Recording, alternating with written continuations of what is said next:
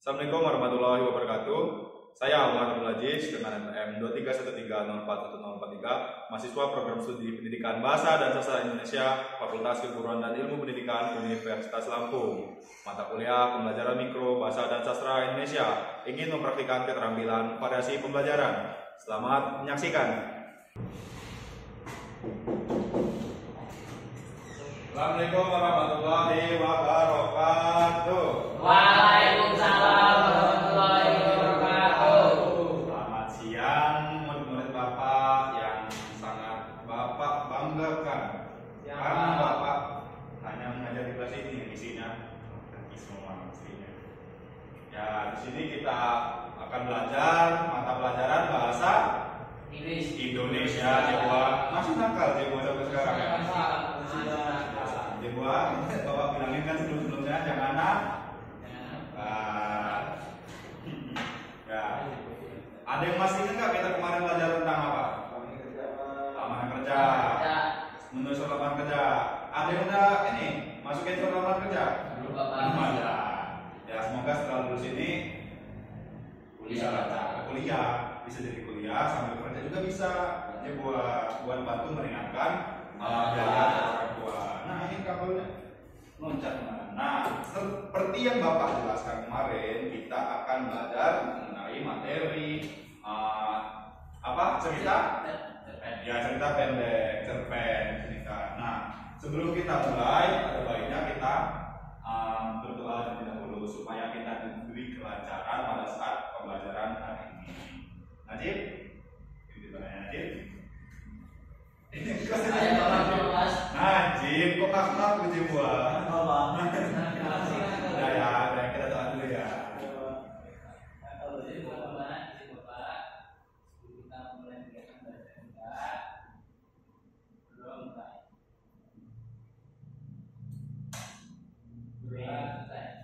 Amin, alhamdulillahirabbil alamin. Nah, selanjutnya Bapak ini presentasi terlebih dahulu. Tapi Bapak lihat, sudah masuk semua ya. Najib sudah memimpin doa dan juga Dewa sudah mulai opening pembukaan dengan cara yang kalian seperti biasa. Terus juga ada Seven hadir lagi, tidak izin, Abdan selalu hadir. Jadi semua ya. Kita akan mulai pembelajaran tentang materi cerpen. Bapak akan menunjukkan balik contohnya. Materi cerpen. Cerpen itu adalah cerita pendek yang biasanya terdiri maksimal atau kurang lebih dari 10.000 kata cerpen. Jadi biasanya cerpen itu bisa dibaca dengan satu kali duduk saja, tidak perlu berbulan-bulan, bertahun-tahun, berhari-hari. Karena cerita yang singkat tadi kita bisa selesaikan dengan secara singkat. Bukan ceritanya belajar panjang. Nah, belum itu. Ada ini masih.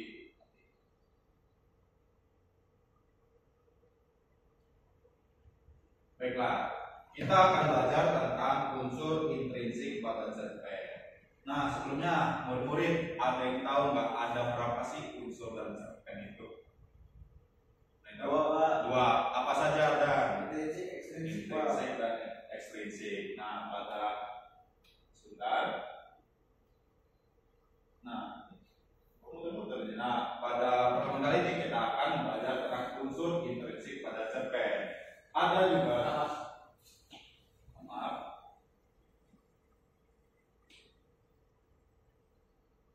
terus hati-hati di airnya. Nah, unsur intrinsik pada cerpen biasa dengan Bapak Muhammad tadi. Nah, kita sudah Bapak jelaskan tadi secara singkat bahwasanya menurut KBBI cerpen melibatnya tidak lebih dari 10 kata dan dapat dibaca dalam sekali duduk. Ini sudah Bapak jelaskan, cerpen adalah kasar berbentuk prosa fiksi yang ringkas yang menceritakan sebuah kisah yang berfokus pada peristiwa utama yang dialami oleh satu atau beberapa tokoh. Itu dari cerpen. Nah, selanjutnya ada unsur. Nah, benar tadi kata Ardan, ada unsur intrinsik dan juga ekstrinsik. Intrinsik ini ada unsur dalamnya, ekstrinsik ada unsur luarnya. Kita bahas yang intrinsik dulu ya, karena kita akan membahas tentang unsur intrinsik. Unsur intrinsik adalah unsur-unsur yang membangun cerita dari dalam. Tanpa unsur intrinsik, sebuah cerita tidak akan lengkap. Nah, beda dengan unsur ekstrinsik adalah hal-hal yang di luar cerita yang tokohnya adalah latar belakang pengarang, budaya, dan nilai sosial. Nah, ini kita jelaskan sedikit saja, tidak usah lama karena kita nanti akan menonton cuplikan cerpen. Ya benar, cuplikan cerpen video. Nah, ini ada macam-macam unsur intrinsik. Yang pertama, dari macam-macamnya itu ada tema. Yang kedua ada tokoh atau penokohan. Tokoh dan penokohan itu berbeda. Tokoh adalah karakternya, sedangkan penokohan adalah sifat dari karakternya. Nah, selanjutnya ada 3 alur. Alur itu terbagi menjadi 3 alur maju, alur mundur, dan alur maju mundur. Yang keempat ada latar. Latar juga terdiri dari latar tempat, waktu, dan latar suasana. Kemudian ada sudut pandang dan juga amanah. Selanjutnya, nah, tema sudah Bapak jelaskan secara singkat tadi. Tema adalah pokok pikiran atau gagasan utama dalam cerita. Contohnya nih, ada tentang kesabaran, keberanian, kejujuran, kerja keras, dan lain sebagainya. Itu merupakan tema dari cerpen yang akan kita buat ataupun kita baca. Jadi inti dari keseluruhan cerpen itu kita akan ada temanya yang dibuat dari cerpen.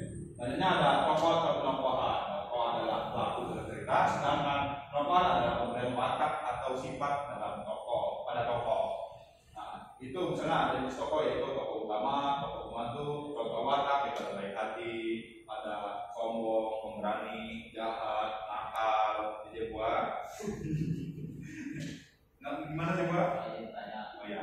Jenis tokoh itu ada 3 Pak. Ya. Itu cuma 2 Pak, ada tokoh utama dan tokoh pembantu saya Pak.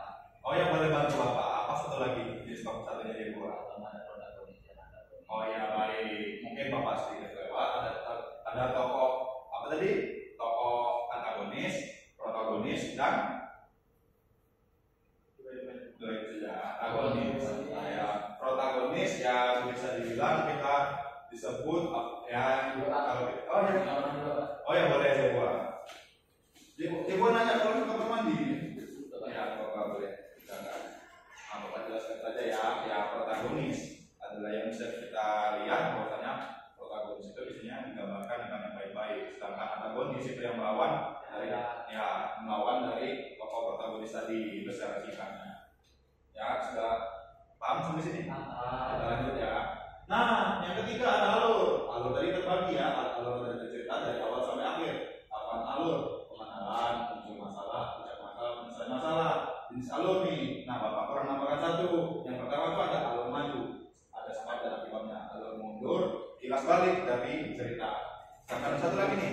Alur ya campuran maju dan mundur. Alur yang maju, kemudian juga ada flashbacknya di cerita itu. Itu disebut dengan alur maju dan mundur. Paham di sini? Sekali lagi. Nah, sudah ada latar adalah tempat, waktu, dan suasana. Tadi sudah 3 dibuat juga. Sepertinya sudah paham yang dibuat sini ya. Latar tempat ya seperti misalnya di sekolah, di taman, di rumah, di lingkungan masyarakat dan lain sebagainya. Terus juga ada latar waktu, pagi, siang, sore, malam, subuh, dini hari. Itu disebut dengan latar waktu. Terus juga ada latar suasana, sedih, gembira, terus juga riang. Terus juga apa ya? Ya seperti itu. Kita lanjut lagi. Nah, yang selanjutnya ada sudut pandang. Sudut pandang itu adalah cara pengarang menceritakan kisahnya. Di sudut pandang yaitu orang pertama digambarkan dengan kata aku. Yang kedua ada orang ketiga. Digambarkan dengan dia. Paham di sini? Lanjut lagi. Nah, amanat nih yang terakhir. Amanat adalah pesan atau pelajaran yang disampaikan penulis kepada pembaca. Contohnya amanat itu ya ini contoh singkatnya saja ya dari sebuah cerpen. Karena jangan mudah menyerah, dan tetap semangat karena kita tidak menyerah itu akan memutus dari semangat kita. Jadi kita harus berjuang terus, memberikan motivasi pada diri kita harus tetap bersemangat. Ya kurang lebih seperti itu ya. Terus juga ada jangan suka mencuri. Itu ya amanah di akhir bicara cerita yang tentang mencuri dan lain sebagainya. Nah, jangan nakal juga itu termasuk amanah dari buaya. Kita lanjut lagi. Nah, sebelum kita kesimpulan nih, Bapak mau menampilkan satu video cerpen yang berjudul Cerpen Perjuangan Seorang Ibu. Mohon diperhatikan ya karena nanti Bapak akan menanyakan terkait unsur-unsur intrinsik yang ada dalam cerpen. Selamat menyaksikan. Di sebuah desa ada seorang ibu yang baru saja melahirkan. Setelah melahirkan, ibu itu ingin melihat keadaan bayinya. Bisakah saya melihat bayi saya? Minta sang ibu kepada bidan. Namun, ketika dia mengambil kedatangan,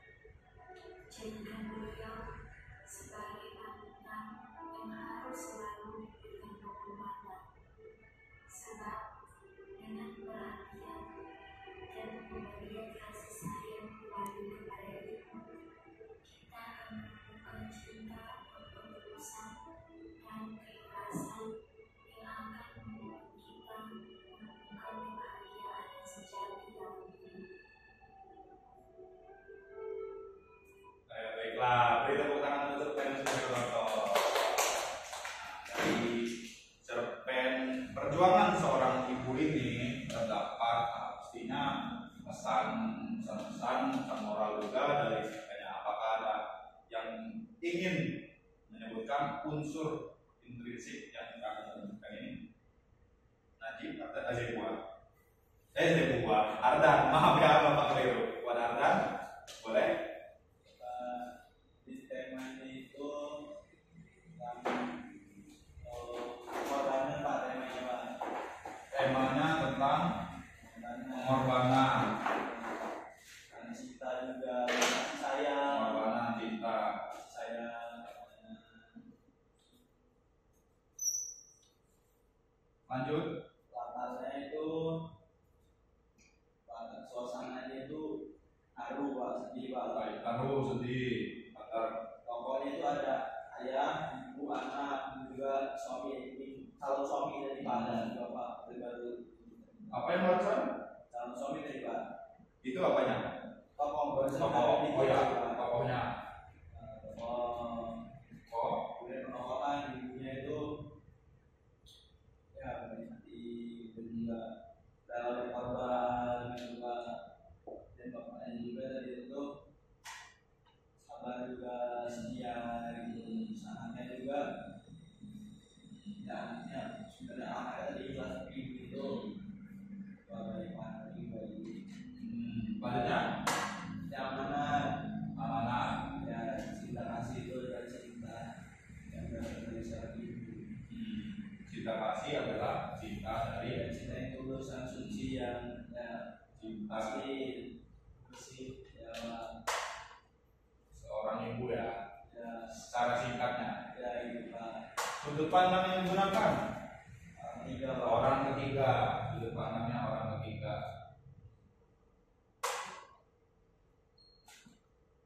Orang ketiga. Sudah ada? Sudah. Apakah ada yang berpendapat lain terkait tema dan juga amanat? Sebenarnya, kenapa? Zebua, Najib, siapa? Zebua, mau Zebua? Coba Zebua, diulangkan tapi dengan bahasa Zebua yang sudah disebutkan Ardan. Baik Pak, dari cerpen yang sudah dilakukan tadi yang disebutkan temanya itu tentang seorang ibu atau perjuangan seorang ibu pada anaknya, terus cinta ibu pada anaknya Pak, kasih sayang juga, penyemangatnya juga. Latarnya tadi haru untuk sedih. Makanya sedih Pak. Latar pesanannya. Terus amanatnya tadi terakhir itu bahwa Cinta dari seorang ibu, kembangkan lagi kepada anaknya. terus seorang ibu itu rela melindungi anaknya, mempelajari anaknya, sudut pandangnya juga. Ya baik, beri tepuk tangan untuk kita semua. Jadi benar yang dijelaskan oleh teman-teman sekalian bahwasanya tokoh dari cerpen perjuangan seorang ibu ada tokoh ibu, bapaknya atau suami istri dan anak. Ya. Kemudian ada tema yang sudah disebutkan Ardan tadi, pengorbanan, cinta dan kasih sayang. Betul temanya. Juga latar suasananya haru dan juga sedih. Kemudian ada amanat, cinta dari seorang ibu kepada anaknya. Itu secara singkatnya. Nah, sudut pandang yang digunakan adalah sudut pandang orang tiga. Baik. Nah, selanjutnya kita akan memasuki bagian simpulan pada materi hari ini. Apakah ada yang memberi simpulan pada pelajaran kita hari ini? Siapa? Tenang aja Pak. Gak usah panik ya. Di sini Bapak sudah memberikan simpulannya. Siapa bisa membacakan saja? Jadi kesimpulan pada pagi ini adalah Siang hari. adalah unsur-unsur yang membangun cerita dari dalam meliputi tema, tokoh dan tokohan, alur, latar, sudut pandang, amanat, serta gaya bahasa. Unsur-unsur ini saling berkaitan untuk membentuk membuat cerita sehingga dapat menyampaikan pesan dan makna kepada pembaca secara efektif. Sudah. Sudah Pak. Sudah baik. Tepuk tangan buat Siapa. Setelah kita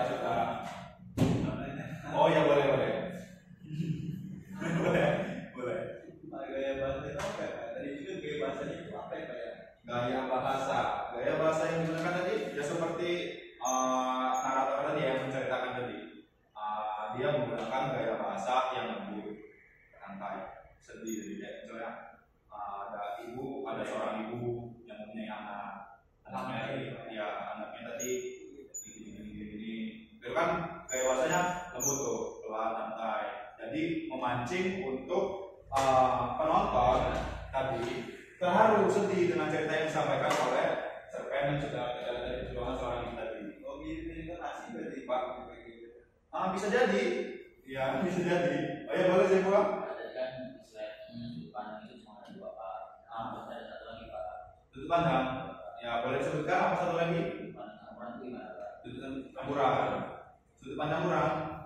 Ada Pak. Bukannya nggak ada ya? Adanya sudut pandang orang 1, 2, dan 3. Apa? Mana? Oh ya. Masuk lagi ini Pak dari sudut pandang. Ya. Oh ya, ketiga maaf ya. Iya.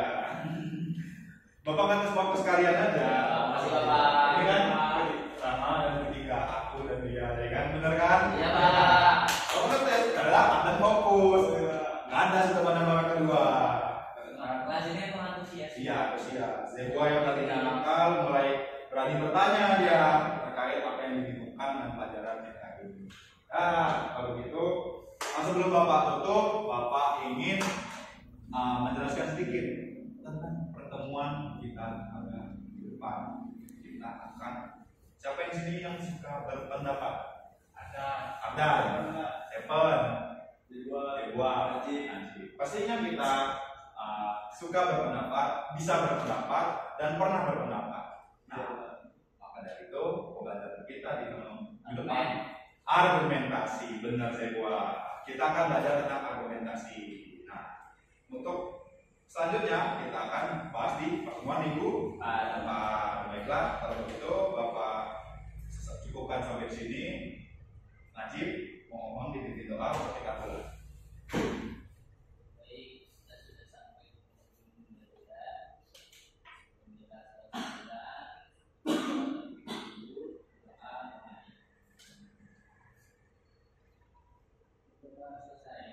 Amin, alhamdulillahirabbil alamin. Itu baiklah, terima kasih murid-murid atas partisipasinya pada pembelajaran hari ini. Bapak minta maaf atas kesalahan, baik sengaja atau tidak sengaja. Bapak mohon ampun. Bapak akhiri. Wassalamualaikum warahmatullahi wabarakatuh. Waalaikumsalam warahmatullahi wabarakatuh. Ya, kebetulan ya.